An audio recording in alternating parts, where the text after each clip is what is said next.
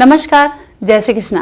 आज हम आपको बताने जा रहे हैं कि यदि आप कुंभ लग्न के जातक हैं तो जून 2020 आपके लिए कैसा गुजरने वाला है।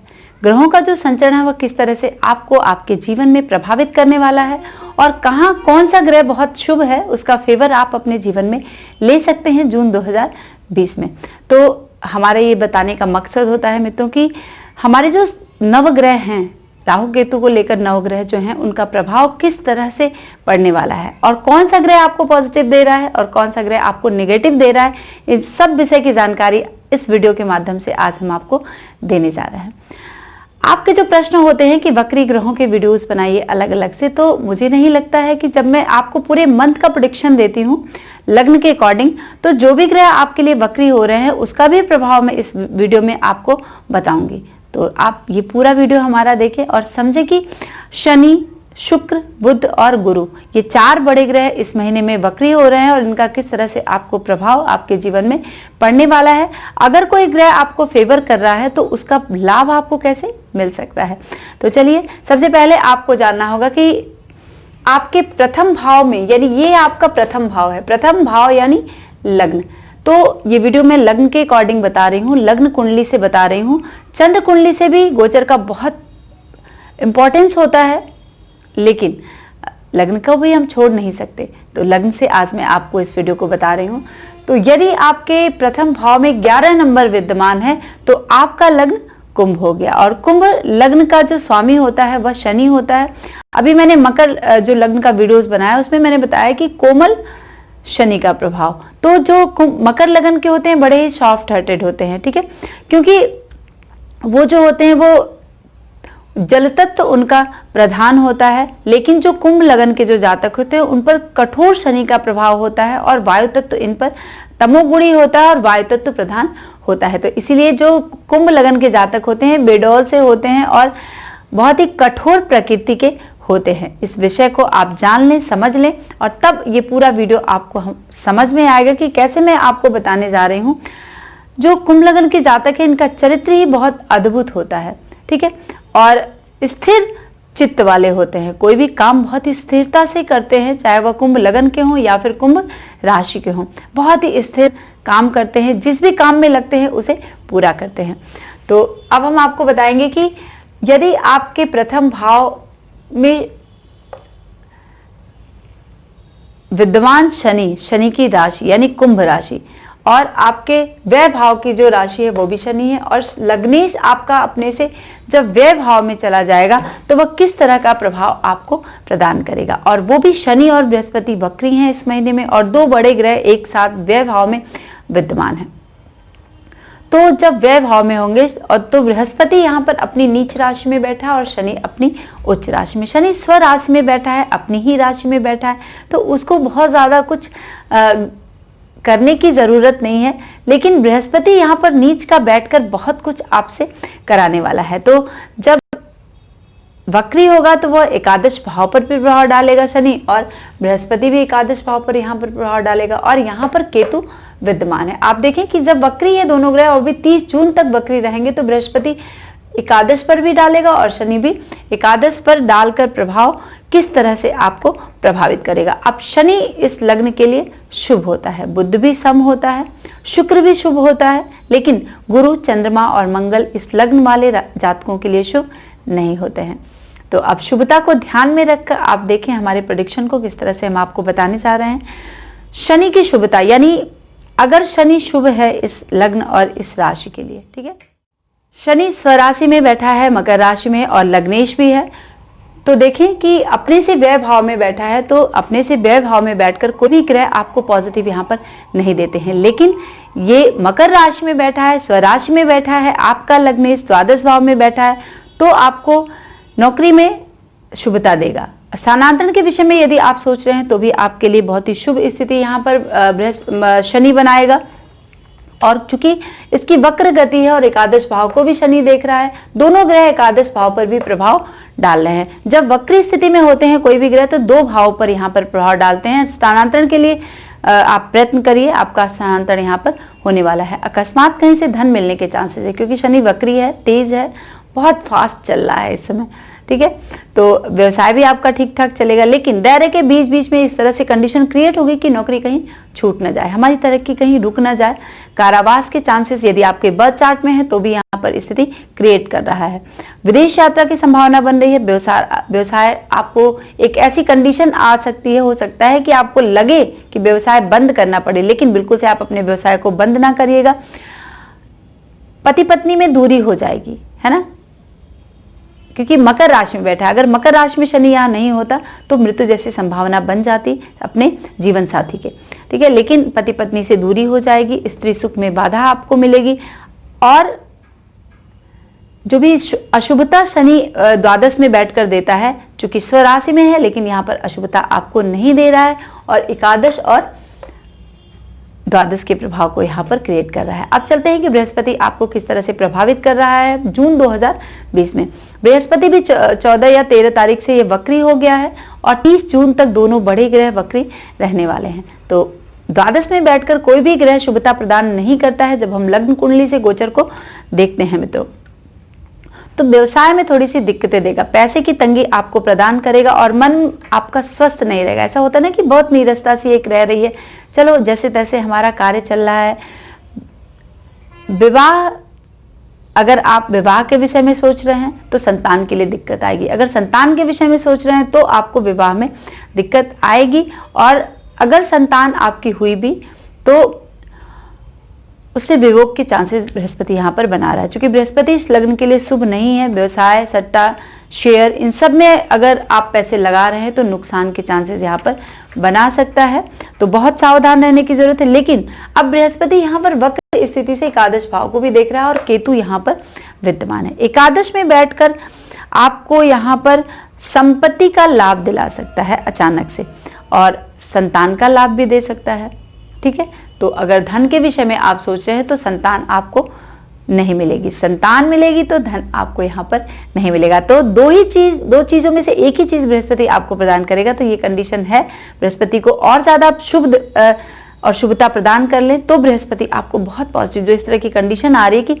शनि आपको व्यवसाय करवा रहा है, व्यवसाय में लाभ दिलाने के लिए बैठा हुआ है, लेकिन बृहस्पति क्या है, व्यवसाय बंद करने के लिए सोच रहा है, पैसे की तंगी देने के लिए सोच रहा है। तो ये कंडीशन ना क्रिएट हो, इसलिए आपको बृहस्पति का पूरे महीने उपाय करना है जून 2020 में।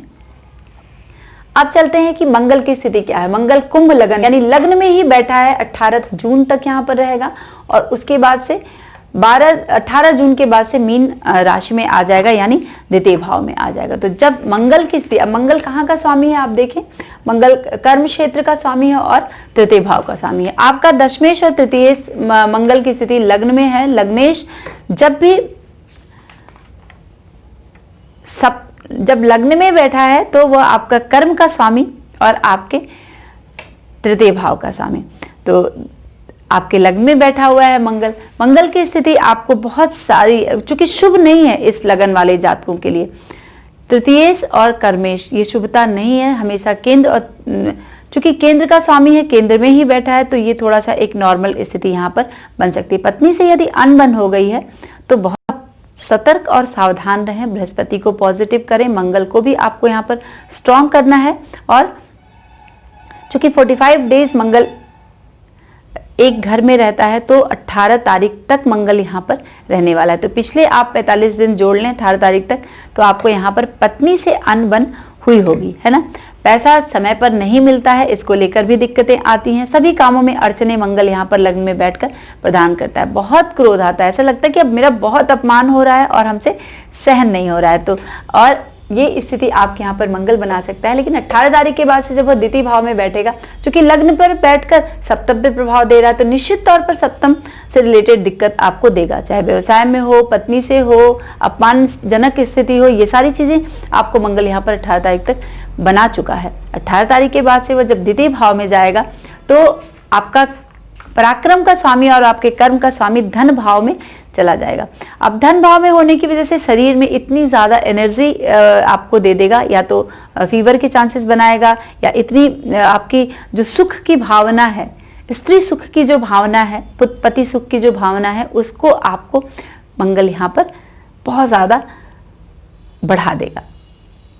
बहुत सावधान रहना है। व्यवसाय में रुकावटें देने के लिए मंगल द्वितीय भाव में बैठा है। सट्टे लॉटरी में यदि आप पैसे खर्च कर रहे हैं तो बिल्कुल से एकदम से रुक जाएं। क्यों? क्योंकि बृहस्पति भी आपको नहीं दे रहा है शुभता और मंगल भी यहाँ पर शुभता नहीं दे रहा है। शनि बैठा हुआ है शुभता देने के लिए, लेकिन फिर भी ये दो ग्रह जो हैं वो आपको डिस्टर्ब कर रहे हैं। तो दोनों ग्रह के उपाय कर लें और अपनी जो, क्योंकि कर्मेश है तो रेड कलर के कपड़े आप अपनी बॉडी में पहन सकते हैं, है ना। तो इसको आप पॉजिटिव कर सकते हैं। आपके जो कर्म का जो तरीका है, जो अलग चीजों में आपकी एनर्जी वेस्ट हो रही है, वहां पर आपको शुभता मिलेगी और आप अपने कार्य को बहुत ही अच्छे तरीके से कर पाएंगे। बीमारियों से आपको बचना होगा, झगड़े लड़ाई से बचना होगा और मन जो है वह स्वस्थ नहीं रहेगा और कुछ तंगी जैसी कंडीशन आपको यहाँ पर देखने के लिए मिल सकती है। तो मंगल की शुभता आपको यहाँ पर नहीं मिल रही है, तो मंगल का उपाय करें, मंगल का फास्ट रह सकते हैं, है ना। और रेड कलर की चीजों का आप दान कर सकते हैं, तो आपके लिए शुभता मंगल बहुत ज्यादा प्रदान करेगा, क्योंकि वो आपको कर्म गलत क्षेत्र में करवाएगा, आपका मन दूसरी तरफ डाइवर्ट हो जाएगा। तो इसको आप बचें और इससे बचें, तब जाके पूरे महीने आपको यहाँ पर शुभता मिलने वाली है। अब चलते हैं कि चतुर्थ भाव में सूर्य और शनि विद्यमान है। शुक्र जो चतुर्थेश है और आपका भाग्येश है, केंद्र और त्रिकोण का स्वामी है शुक्र और केंद्र में ही बैठा है और शुक्र की स्थिति वृष राशि में 1 अगस्त तक यहाँ पर रहने वाली है। लेकिन जो शुक्र है वह 13 जून से वक्री हो रहा है और 28 जून तक यहाँ पर वक्री रहेगा। अब चूंकि चतुर्थ भाव में शुक्र बैठा है तो आपको क्या स्थिति देगा? शुक्र बहुत शुभ होता है इस लग्न वाले और इस राशि वाले जातकों के लिए। आपको व्यवसाय में लाभ देगा। देखिए, आपको शनि भी व्यवसाय में लाभ दे रहा है और शुक्र भी लाभ दे रहा है, तो आपके लिए तो बहुत ही अच्छा है, क्योंकि आपका लग्नेश और आपका भाग्येश आपका इस महीने में साथ दे रहे हैं। धन मिलेगा, स्त्री सुख अच्छा मिलेगा, लेकिन बीच बीच में मंगल आपको डिस्टर्ब करेगा। अशुभ तो भी, अब चूंकि शुक्र अशुभ तो है नहीं आपके जन्मपत्री के लिए, तो आपको यहाँ पर शुभता प्रदान कर रहा है। वक्री स्थिति होने की वजह से यह आपके तृतीय भाव पर भी प्रभाव डालेगा। तो जब तृतीय भाव पर प्रभाव डालेगा शुक्र, तो आपको यहाँ पर थोड़ा सा अपनी जो कामेक्षा है, अपनी जो ऐसी स्थिति है, स्त्री सुख की जो भावना है, उससे आपको यहाँ पर बचना है, गलत रास्ते पे नहीं जाना है, ठीक है। अपनी स्त्री के साथ, अपनी पत्नी के साथ बहुत शुभता के साथ आप जीवन को एंजॉय करें। फिर आप देखें कि सूर्य भी शुक्र के साथ बैठा है, तो ये अपमानजनक स्थिति यहाँ पर बना सकता है, क्योंकि मंगल भी बनाने के लिए भी बैठा है सप्तम पर दृष्टि डालकर, और चतुर्थ भाव से भी दृष्टि डाल रहा है। चतुर्थ दृष्टि यहाँ पर डाल रहा है मंगल, शुक्र और सूर्य पर और अष्टम भाव पर। तो कुछ गुप्त चीजें इस तरह की होंगी जिससे आपको अपमानजनक स्थिति झेलनी पड़ सकती है। तो यहाँ पर आपको बहुत सावधान रहना है। सूर्य शुक्र एक साथ बैठकर दागदार करते हैं, चाहे वह स्त्री पक्ष को लेकर हो या फिर पुरुष पक्ष को लेकर हो। अब आप देखें कि पंचम भाव का स्वामी बुध है और अष्टम भाव का स्वामी भी बुध है। बुध सम होता है इस लगन वाले लोगों के लिए, ना तो बहुत शुभ होता है और ना ही बहुत अशुभ होता है। अब चूंकि पंचमेश अपने ही घर में बैठा हुआ है और यह 21 जून को अस्त हो जाएगा और वक्री हो जाएगा, तो 21 जून तक आपको बुधादित्य योग का यहाँ पर निर्माण कर रहा है बुध। तो बुध बुद्धि का स्वामी है और अपने ही घर में विद्यमान है। पंचम में बुध जब भी होगा तो आपकी बुद्धि तेज हो जाएगी। कब तक? 21 तारीख तक बहुत अच्छा रहेगा। बहुत विचारशील होंगे आप, विद्या के क्षेत्र में आपका मन रहेगा, अगर व्यवसाय के क्षेत्र में है तो भी बहुत अच्छी चीजें हैं। छोटी छोटी बातों को आप ध्यानपूर्वक सुनेंगे, लेकिन 21 तारीख के बाद से आपका ध्यान जो है वो भंग होगा, ध्यान नहीं देंगे, शिक्षा में आपका मन नहीं लगेगा। क्यों? क्योंकि बुध अस्त हो जाएगा और वक्री हो जाएगा। चूंकि शेयर बाजार में के लिए बुध लाभदायक होगा। 21 तारीख तक अगर शेयर में पैसा लगाना है आपको तो फटाफट लगा लें, क्योंकि बुध, शनि और शुक्र आपके लिए यहाँ पर पॉजिटिव इफेक्ट में है। अगर आप छात्र हैं, परीक्षा की तैयारी कर रहे हैं, शिक्षा के क्षेत्र में हैं, तो लेखन से जुड़े कार्य आप यहाँ पर कर सकते हैं। काफी अच्छा अध्ययन 21 तारीख तक आपको यहाँ पर देखने के लिए मिलेगा। ये स्थिति आपके लिए बहुत पॉजिटिव है, लेकिन 21 तारीख के बाद से आपका मन नहीं लगेगा, ध्यान नहीं देंगे आप पढ़ाई पर या फिर अपनी चीजों पर। तो बुध के लिए आप हरी मूंग का सेवन करें, है ना, तो ये चीजें आपको पॉजिटिव इफेक्ट में देती। गणेश भगवान को हरी दुर्वा चढ़ाएं 21, 51 या फिर 108 की संख्या में, तो भी आपका बुध आपके इफेक्ट में आएगा। अब एक बहुत खास बात आपको यहाँ पर देखना होगा कि पंचम भाव में राहु भी यहाँ पर सितंबर तक विद्यमान रहेगा और सूर्य भी सितंबर तक स्थित है। तो यहाँ पर आपको सूर्य राहु एक साथ जब भी रहता है तो संतान पक्ष के लिए आपके उदर जैसी समस्याओं को दे सकता है, संतान पक्ष के लिए शुभ नहीं, या फिर शिक्षा के लिए शुभ नहीं है, बाधा आपको यहाँ पर डालेगा। लेकिन बुध स्वराशि में है तो इन किन प्रकार 21 तारीख तक आपको सब कुछ पॉजिटिव यहाँ पर प्रदान करेगा। राहु की स्थिति बहुत पीड़ादायी होती है पंचम भाव में, तो कुछ पीड़ाएं आपको मिल सकती हैं, चाहे संतान से हो, उदर से हो, या फिर अपने, चूंकि सूर्य आपके सप्तम भाव का स्वामी है तो पत्नी से रिलेटेड है, जिससे भी आप व्यवसाय को साझा कर रहे हैं उससे रिलेटेड है, इस तरह की समस्याएं आपको यहाँ पर प्रदान कर सकता है। फिर आप देखिए कि सूर्य 14 तारीख तक आपके चतुर्थ भाव में शुक्र के साथ रहने वाला है। अब चतुर्थ भाव में जब सूर्य की स्थिति आपके है तो आपको क्या भाव प्रदान करेगी। अब चूंकि केंद्र का स्वामी केंद्र में ही बैठा है तो पत्नी से आपको लाभ मिल सकता है। सूर्य चूंकि मन थोड़ा सा अस्वस्थ रहेगा, मस्तिष्क पर भी कुछ तकलीफें इस तरह की होंगी जिसको आप व्यक्त नहीं कर पाएंगे, और घर के रख रखाव में आपके जो पैसे हैं वह खर्च हो जाएंगे। ठीक है, तो 14 तारीख तक ये कंडीशन आपको यहाँ पर देखनी पड़ सकती है। अब चूंकि बृहस्पति की दृष्टि यहाँ पर पड़ रही है तो जो आपसे गलतियां होंगी उस पर थोड़ा सा सुधार बृहस्पति यहाँ पर करेगा। आप देखें 1 2 3 4 5 पंचम दृष्टि यहाँ पर डाल रहा है बृहस्पति, और सप्तम दृष्टि छठे भाव पर है, नवम दृष्टि आपके अष्टम भाव पे है। तो जो गुप्त चीजें आप करेंगे, गड़बड़ सड़बड़ जो करेंगे ना, उसमें एकदम से शुभता बृहस्पति यहाँ पर दृष्टि डालकर प्रदान करेगा। 14 जून के बाद से मिथुन राशि में आ जाएगा सूर्य राहु और बुध के साथ। तो जब 14 जून के बाद से राहु के और बुध के साथ जब बृहस्पति सूर्य आ जाएगा तो आपको मन जो है आपको थोड़ा सा अव्यवस्थित करेगा। पुत्र का स्वास्थ्य हो सकता है आपका खराब हो जाए, और औषधि पर आपको पैसे खर्च करने की जरूरत पड़ जाए, हॉस्पिटल में आपको जाने की जरूरत पड़ जाए बच्चे के लिए। ठीक है, इसको लेकर आप बहुत परेशान से रहेंगे और मन अस्वस्थ सा रहेगा।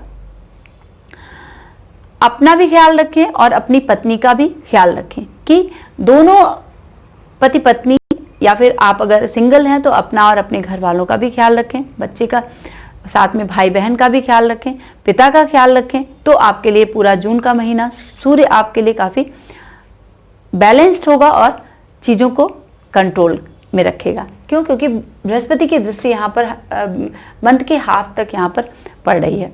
फिर आप देखें कि केतु चूंकि एकादश भाव में बैठा है तो ये आपके लिए लाभदायी स्थिति है। केतु चूंकि धनु राशि में है तो आपके लिए लाभ प्रदान करेगा, लेकिन राहु थोड़ी सी पीड़ा यहाँ पर प्रदान करेगा। तो ये रहा मेरा पूरे महीने का, जून के महीने का फलादेश। तो अगर आपको हमारा विषय पसंद आता है तो आप हमारे चैनल को सब्सक्राइब करें, अपने दोस्तों में साझा जरूर करें, और जो भी बातें आपको पूछनी है कमेंट के माध्यम से पूछ सकते हैं। देर सवेर में रिप्लाई जरूर करूंगी। आज के लिए बस इतना ही। नमस्कार, जय श्री कृष्ण।